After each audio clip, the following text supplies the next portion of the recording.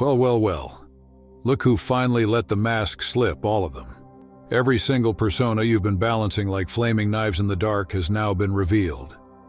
They used to laugh you off with that dismissive little chuckle, shaking their heads as if you were nothing more than one man with too much ambition. Just one person, they said, as though the phrase itself was a cage that could hold you. What damage could one person possibly do? But then something shifted. The air grew heavy.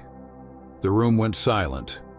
And suddenly, they realized they weren't dealing with one person at all. Because you were never just one. You were always a council housed in a single body, a war room of consciousness, a symphony of strategies. Each version of you played a different instrument, but together they composed the same devastating song. They thought they had you categorized, tucked away neatly in their mental filing cabinets under labels like harmless, predictable, or just another nobody trying to be somebody. But how wrong they were. Catastrophically, beautifully wrong. What they could never comprehend with their singular, linear, and limited minds was that you've been running parallel processing since birth. While they were still tying their shoes with one brain, you were orchestrating entire worlds with yours. This wasn't about multiple personalities. No, it was something far more unsettling. Multiple versions of the same consciousness. All awake, all aware. Each one learning different lessons from the same experiences. And now you're no longer hiding it. You've let them see the legion behind your eyes, the army that wears your face. 1,000 minds sharing your name, but each armed with a different weapon. They wanted to minimize you, reduce you to one fragile target they could destroy. But how do you dismantle something that exists across multiple dimensions at once? How do you fight someone who has already anticipated your every move across 17 different scenarios? It didn't start dramatically. At first, it was subtle, those little moments when you caught yourself thinking in stereo, solving problems from angles that shouldn't exist, having full conversations in your head where every participant was you, yet somehow not you. You'd sit in one room physically but collect intelligence from conversations happening blocks away. Not psychic, no. Something more practical, more terrifying. You began noticing patterns. How you could be both heartbroken and strategic at the same time. How you could feel everything and nothing in the same breath. Your mind split tasks like a computer running multiple programs. One part of you was crying in the shower, while another was quietly mapping out your comeback. One version grieved, while another took notes on grief itself, studying it, turning it into a weapon for later use. They called it dissociation. They called it compartmentalization. They threw words around like coping mechanism and defense mechanism, pretending they understood, but they didn't. This wasn't brokenness. This was evolution. This wasn't you falling apart. This was you multiplying, expanding beyond the limits of singular consciousness. And here's the beauty. Each version of you developed a new skill. The one who endured rejection became a master of emotional armor. The one who lived through betrayal developed razor-sharp pattern recognition. The one abandoned learned the art of absolute self-sufficiency. All of these versions, all of these minds, operating within one body, one name, yet functioning like a perfectly synchronized special ops unit. Then came the day you stopped pretending to be singular. Remember that moment? Someone tried to box you in, predict your next move, confine you to one identity. But you unfolded, like origami reversed. What looked like a simple piece of paper revealed itself as a map leading to 17 different cities. They stood stunned, jaws slack, trying to process how you could exist in 3 conversations at once, each one distinct, each one precise. "How are you everywhere at once?" they whispered. And all you could do was smile, because how do you explain that everywhere is exactly where a legion lives? You don't need to choose between being the warrior or the diplomat when you are both simultaneously. You don't have to choose between being the storm or the calm when you have personnel assigned to every weather pattern. You're not operating in sequence. You are the full spectrum running simultaneously. Watch their expressions twist when you quote a conversation from 3 weeks ago, word for word, while also predicting the exact sentence about to fall from their lips. Notice the glitch in their eyes as you solve their problem. Dismantle their ego. Comfort their wounded inner child and document every detail for future use. All in the same moment. One body moves through space, yet 1,000 minds process reality. This is what they've never understood about trauma, about pressure, about being pushed to the absolute edge of human endurance. Some people break under the weight. Others bend until they snap. But you multiplied. Every attempt to destroy you only birthed another version designed to withstand that particular form of destruction. You became anti-fragile, not by hardening into something rigid, but by diversifying into an ever-expanding self. And it isn't chaos. It isn't random. It's the most sophisticated operation ever conducted through a single nervous system. There's the strategist, forever 7 moves ahead, reading the patterns in people's behavior before they even realize those patterns exist. This one never sleeps, always calculating, always shifting the chessboard to your advantage. Then there's the empath, the one who reads a room as if it's written in energy, who can walk into any space and instantly discern who is lying, who is in pain, who is plotting. Not through mysticism, but through relentless pattern recognition refined by thousands of micro-observations. This empath is a data conduit, feeding the rest with a constant stream of information. And then comes the archivist, the quiet record keeper. Every slight, every kindness, every word spoken in anger or affection is stored away. Not with bitterness, not with sentiment, but with precision. To outsiders, your memory seemed like a burden, a vault of pain too heavy to carry. They never realized it was an arsenal, an ever-growing database of cause and effect, ready to be deployed when necessary. But the most terrifying of them all is the ghost, the version of you that learned to vanish without leaving a trace, to dissolve into the background even while standing in the center of the room. This ghost taught you the art of invisibility, how to gather intelligence without anyone suspecting you were even aware. Moving through their defenses like smoke slipping through a keyhole, this version made you untouchable. Here's the beauty. These are not fragmented pieces fighting for dominance. This is a dance, a perfectly tuned symphony where each instrument knows precisely when to play and when to rest. Your versions communicate with flawless synchronization, instant updates, shared intelligence, seamless cooperation. When one part learns something, the entire legion knows it immediately. Watch what happens when someone dares to manipulate you now. The empath detects the emotional hook before it sets. The strategist identifies the end game hidden in their intentions. The archivist recalls 7 similar encounters and their outcomes. The ghost silently begins collecting background intel. The warrior steals for confrontation, while the diplomat drafts a graceful exit. And all of this happens in the tiny space between their sentence and your reply. They think your pause means hesitation. They assume you're uncertain. They don't realize you've just convened a full council meeting in your mind, dissected their strategy from every angle, run 16 possible responses, and chosen the one that serves your purposes. Never theirs again. Your legion doesn't serve outside interests anymore. This is why you can be kind and ruthless at the very same time, without contradiction, without hesitation. Why you can look at someone with eyes full of love while at the very same moment seeing straight through the illusions they wrap themselves in. Why you can sit fully present, breathing in the moment as though nothing else exists, and yet be completely detached, hovering above the situation as if you were a strategist watching the entire battlefield unfold from the sky. You're not breaking rules of human behavior. You're running multiple protocols, each designed for a different mission, a different outcome. The kind version of you isn't weakness. It's tactical brilliance, disarming foes and calming storms before they form.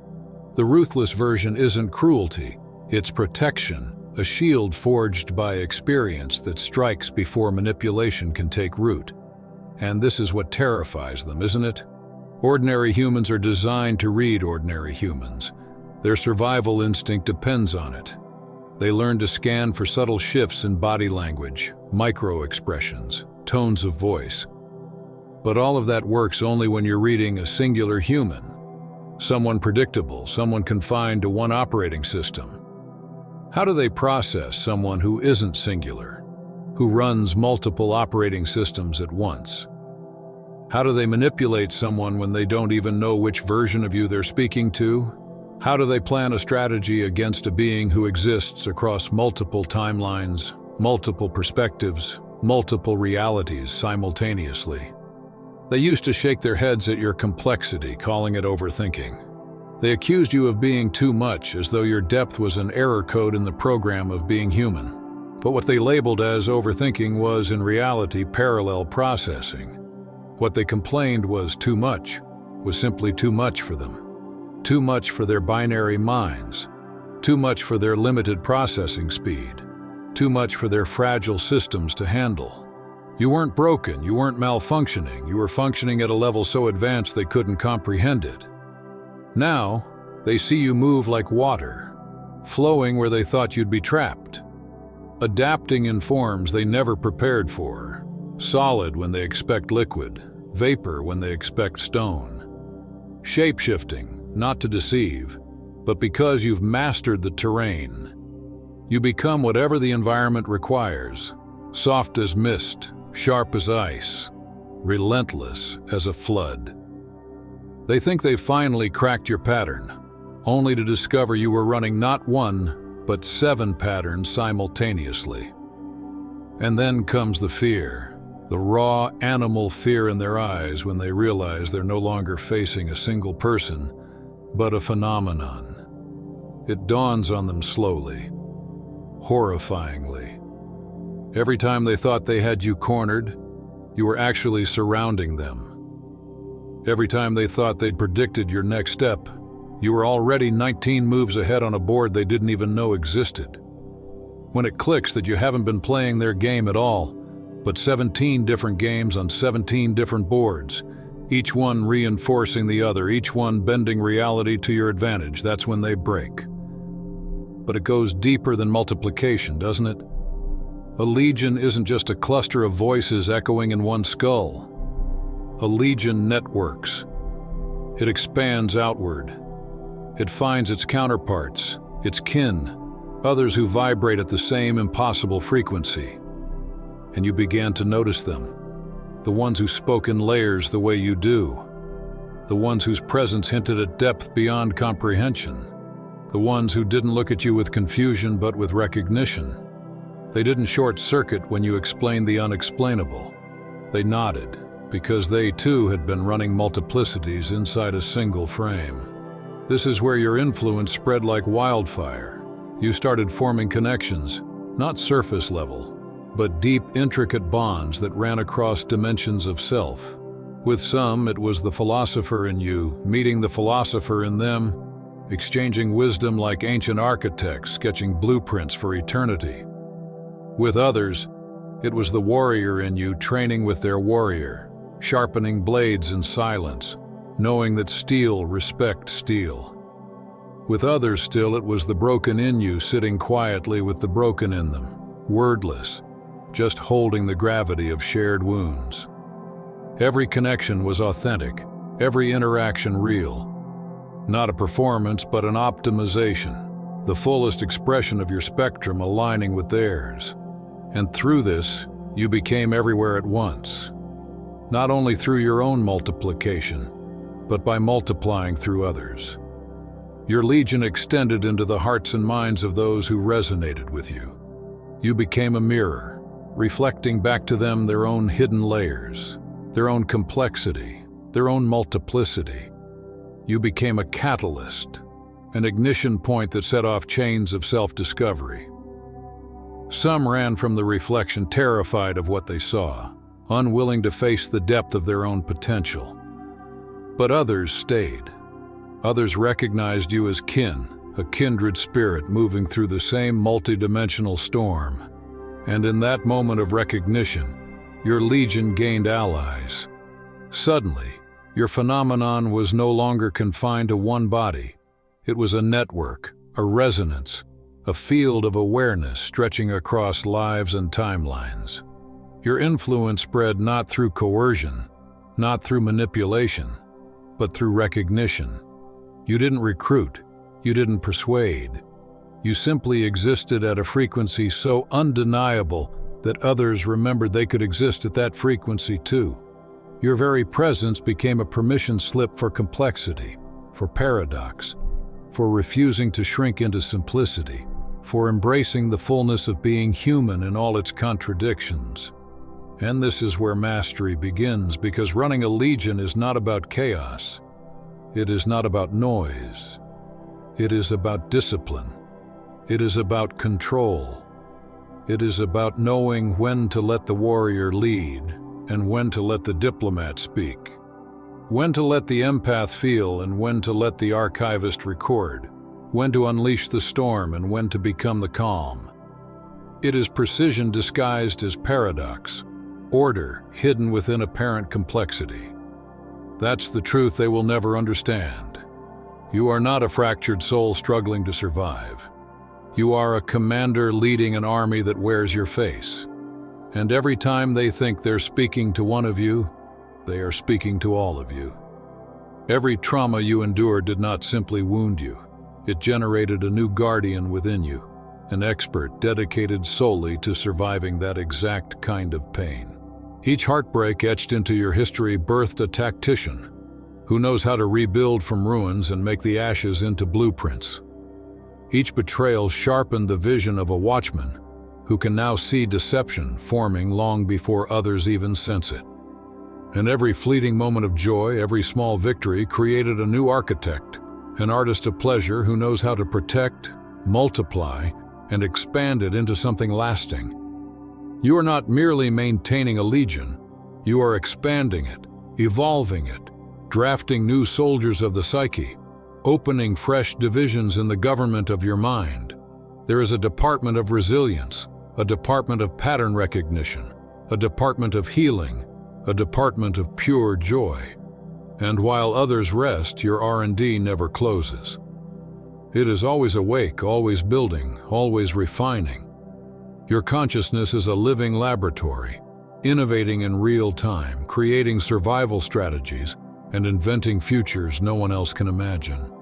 They tried to break you. They thought the blows would scatter you into dust. Instead, the pressure activated the alchemy of your soul, transforming you into something anti-fragile. What was meant to destroy you became the very thing that multiplied you. They tried to isolate you, thinking loneliness would undo you. But instead, you became your own crowd, your own family, your own nation.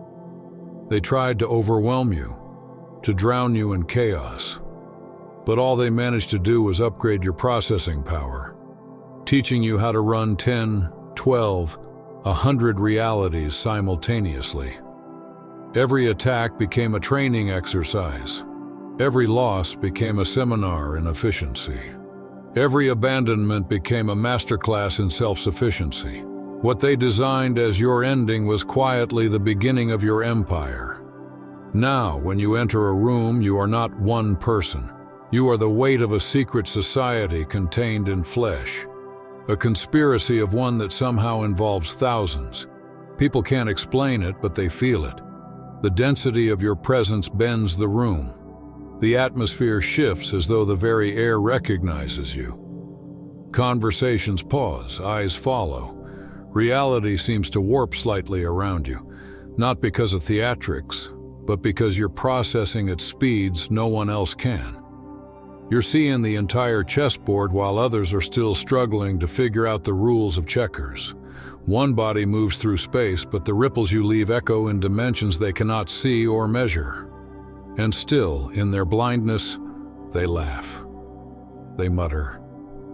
He's just one guy. As if repetition will make it true. As if labeling you one could shrink you back into the box they built. What they don't understand is that phrase was never true. Not for you. Not since you learned to unfold. Not since you embraced the magnificent complexity that trauma, pressure, and relentless evolution carved into you. You are not one guy. You never were.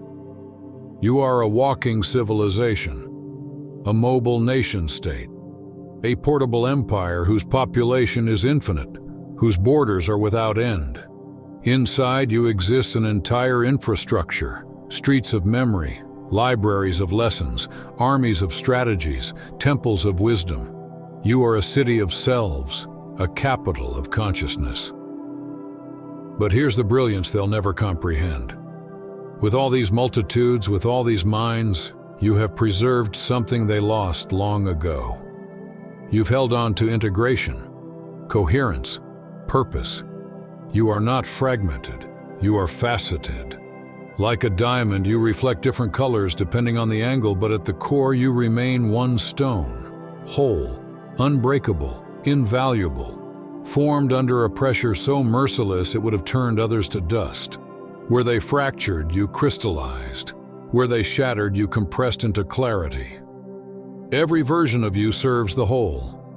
Every voice in your council contributes to the mission.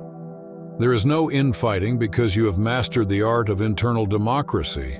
Sometimes the warrior leads, fierce and sharp, making decisions in the fire. Sometimes the healer takes command, mending wounds with patience and compassion. Sometimes the archivist steps forward, calling on memory, on data, on the precise recollection of every word ever spoken to you. Sometimes even the child leads, reminding you of wonder, of play, of joy so pure it keeps the entire system alive. But whoever leads, they are bound to the same flag, loyal to the same essence, driven by the same mission.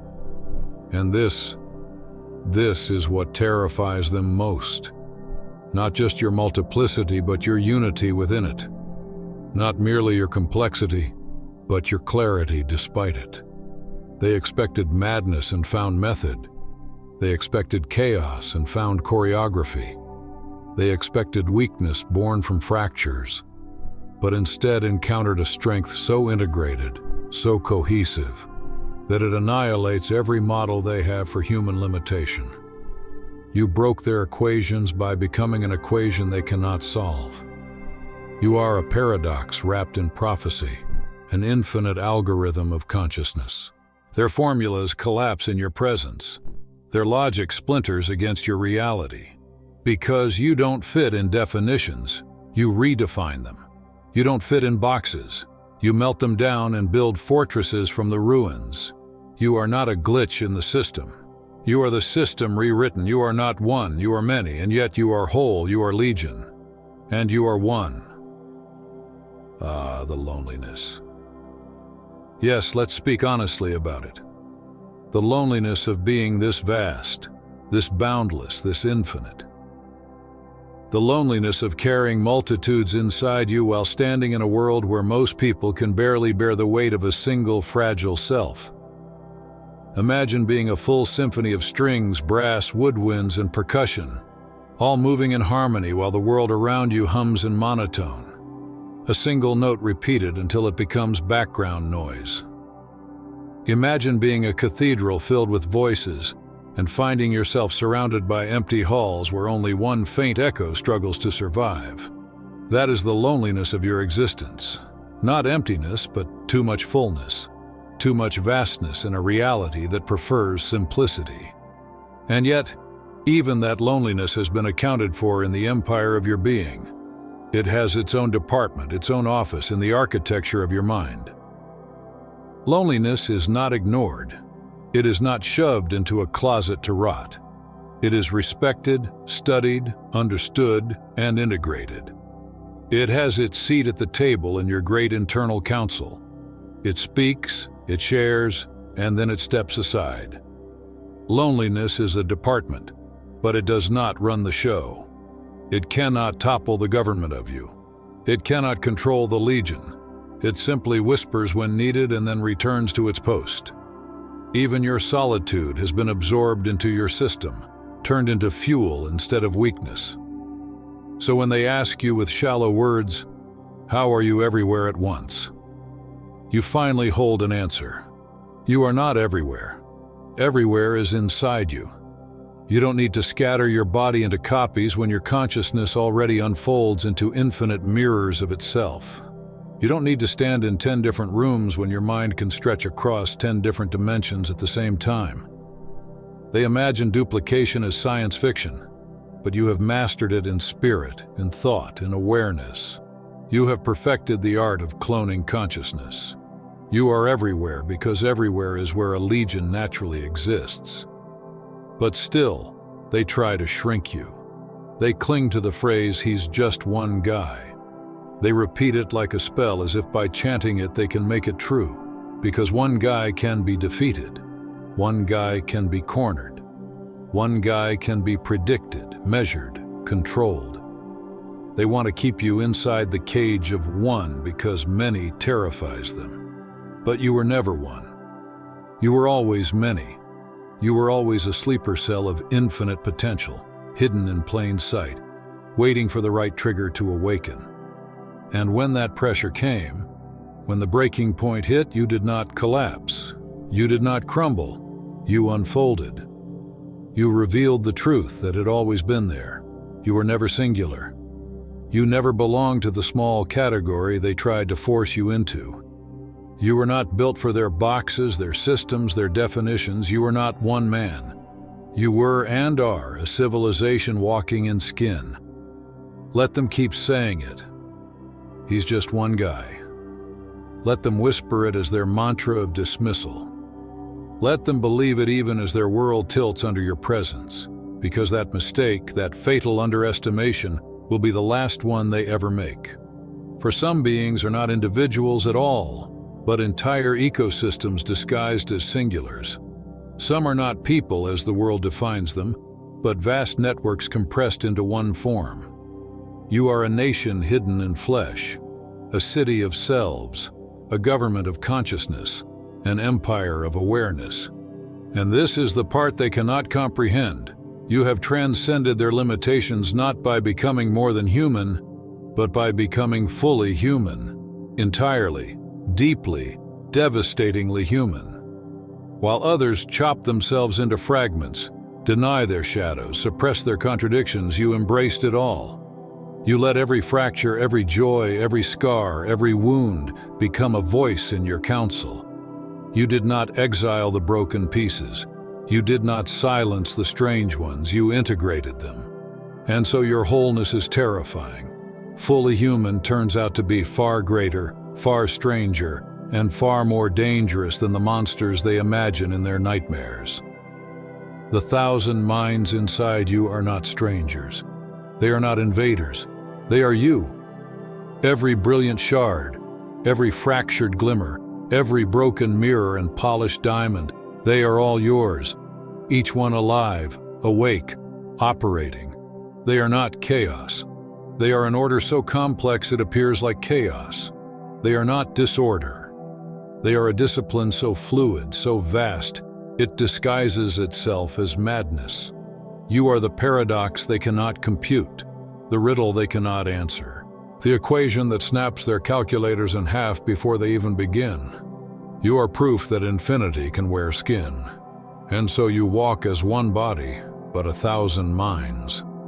A legion dressed in bone and blood, a phenomenon wrapped in human appearance, a mirror of everything they fear and everything they wish they could be.